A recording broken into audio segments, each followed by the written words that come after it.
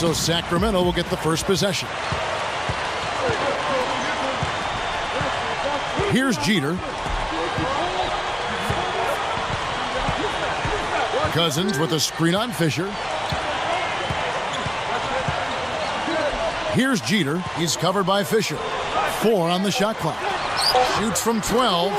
The shot's good from Evans. Evans has got the scoreboard going with his first points of the night for the Kings. I'm talking about the Kings, actually, Steve, the worst home record in the entire league.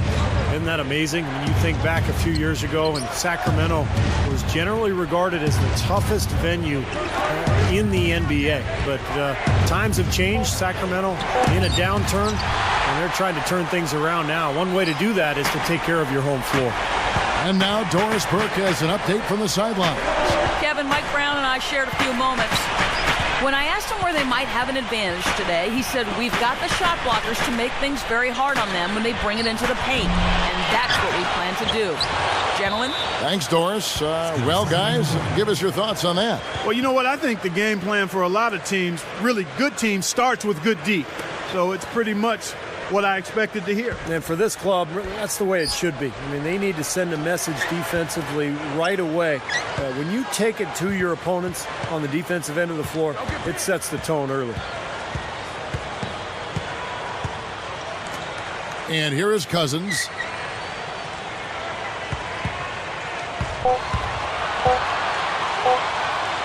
Second chance shot. Another miss. Boy, they had their chance there, but couldn't get it to go.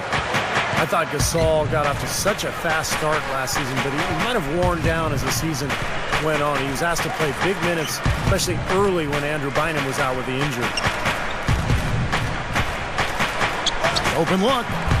Short, but good off the ice. You know, taking it to the rim against such a smaller defender is usually going to work out just fine. And then, of course, for Paul Gasol in the playoffs, a lot of disappointment with his play, Clark. A game, in fact, or two where he even got booed at the Staples Center. Yeah, you never like to see that, but he clearly did struggle in the playoffs, and he's extremely gifted, but some have tended to try to question his mental toughness or killer instinct, and I quite honestly think it's unfair. He's got a disposition and demeanor that lends itself to that kind of criticism, but anytime you can perform the way he has, that's impressive. And it actually helps him, the fact that he's got a deferring type of personality, to be an ideal number 2 guy for the Lakers, with Kobe Bryant being the obvious lead dog there. So it's a good fit, I think. That's interesting. That free throw good from Hickson. You know, I think a lot of pressure was on J.J. Hickson, the young forward for the Kings, after the departure of LeBron James, and he had mixed results, but this guy has tremendous potential going forward. Second free throw, no good. Going back to J.J. Hickson, Clark, he and Coach Byron Scott butted heads periodically over the course of the season, really leaning on him to make a difference, Steve, at both ends of the floor. Well, as a young player, J.J. at times struggled on the glass, maybe lost attention defensively at times, and really trying to lay the groundwork at an early age to make sure J.J. Hickson knew and understood what makes a great low-post player. Now, they'll take as many of those high-percentage shots as they can get, guys. Bynum with a screen on Evans. Kobe kicks to Bynum. The jump hook. Count that one. You know, he always gets the ball in the right spot down there, Kevin, because he excels at doing his work early and establishing that position inside. Here's Jeter. Backing down is Hickson. Here's Jeter. Over Fisher. On the mark from 16 feet out. Here's Kobe. It's a three-point game. Outside Gasol. Fisher moving the ball well. Backing down is Bryant. Over Evans. Evans with some nice D. They really depend on him to convert those chances. A lot of times, even with solid D draped on him, they expect him to make it. Jeter. Shot misses. And the Lakers go with it the other way. First opportunity here in their inaugural game of the season to go up against Sacramento. And as you'd expect, they pretty much handled this team a year ago. The jump hook. Rebound by the Kings. Under 8 minutes left to play in the first. Garcia's shot is good. Garcia's got his first 2 points.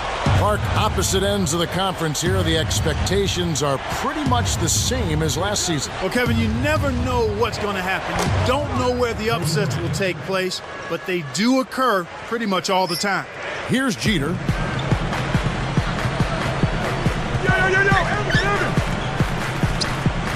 Back to Cousins. Bynum on him. And Cousins kicks to Jeter. Evans outside. Just 5 to shoot. And the bucket counts, and he's on his way to the free throw line. Try to make it a 3-point play. Well, you know, when Tyreek Evans was drafted by the Kings in 2009, they promoted him as the point guard of the future. But I think people are starting to realize he's probably more of a shooting guard because of his scorer's mentality. Here's what Sacramento's going with right now.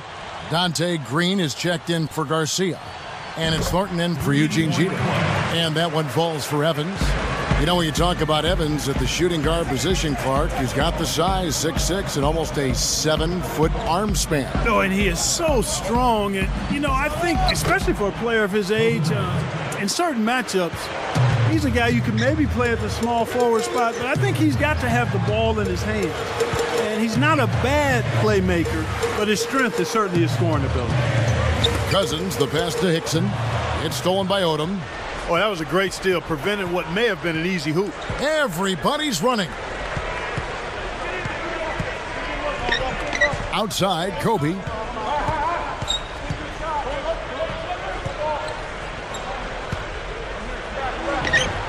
On the money.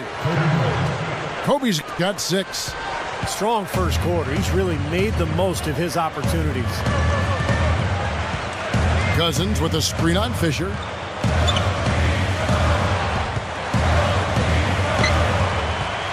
Fires at the elbow.